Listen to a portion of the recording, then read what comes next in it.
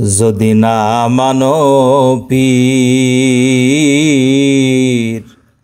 বেলাইনে যাইতে পারো খুবই শিগগির।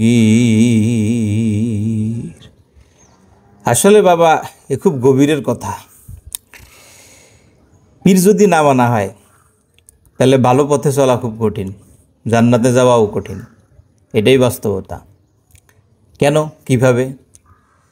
আসলে বিষয়টা হলো যে এই বিষয়টা যদি কেউ কাউরে না বোঝাতে সক্ষম হয় তাহলে ঝামেলা লাগবে।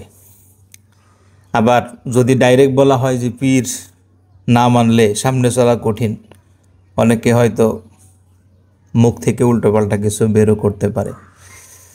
তো এটা হলো বোঝার বিষয়, প্রেমের বিষয়, বোঝার বিষয়। হ্যাঁ, পীর শব্দের অর্থ হলো বুড়া, মুরব্বী, মুরব্বী।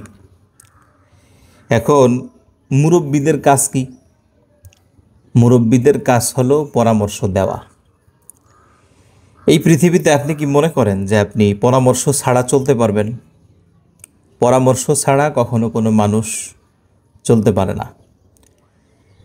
তো আমাদের যারা পীর, আমাদের যারা গুরু, যারা মুরব্বী, তাদের কাছে আমরা যাই। আমরা গেলে তারা আমাদেরকে পরামর্শ দেয় যে বাবা, এভাবে চলো, এভাবে তুমি তোমার নিজের জীবনকে পরিচালনা করো, তোমার পরিবার চালাও, তোমার সংসার চালাও, তোমার জীবনটাকে তুমি এভাবে চালাও। এভাবে আমাদেরকে পরামর্শ দেয় কারা? আমাদের পীর, আমাদের যারা মুরব্বী। এখন এই পীর নামক শব্দ বা পীর কেন্দ্র করে, পীরকে কেন্দ্র করে কিছু আছে যে বাংলাদেশে উল্টোপাল্টা কাজ কারবার করে। হ্যাঁ, উল্টো পাল্টা কাজকর্ম করে, তারা গান গায়, ঢোল পিটায়, ঝামেলা করে, ড্যান্স করে, নাচে, এরকম কিছু আছে বাংলাদেশে। এখন এই বাংলাদেশে কিছু আছে বিধায় যদি ডাইরেক্ট আমরা এভাবে বলি যে গুরুর কাছে যাওয়া যাবে না, পীরের কাছে যাওয়া যাবে না, কেন? পীরের কাছে তো আমি আরও মনে করি যে আমরা যারা সাধারণ মানুষ, তাদের পীরের কাছে যাওয়া এটা আবশ্যক, এটা দরকার। কেন দরকার? অনেক হুজুরেরা দেখবেন বলবে না, কোরআন হাদিস মানলেই তো যথেষ্ট, পীর মানার কোনো প্রয়োজন নাই।